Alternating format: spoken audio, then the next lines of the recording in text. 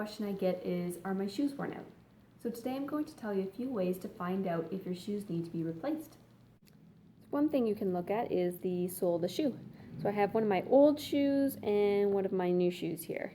The old one has very little sole left. All the grip is worn off. Where this one is nice and new, lots of grip.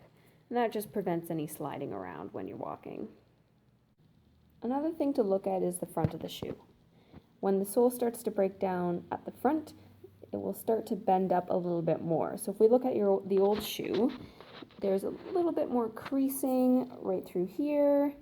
There's more bumps at the front, and that's because the front is bending up and not able to return to its normal shape. Where the new one looks a little bit better, it's still in its original shape. Also look for these wear marks, so you can start to see a few of these creases, and that's another indication that the sole is wearing down.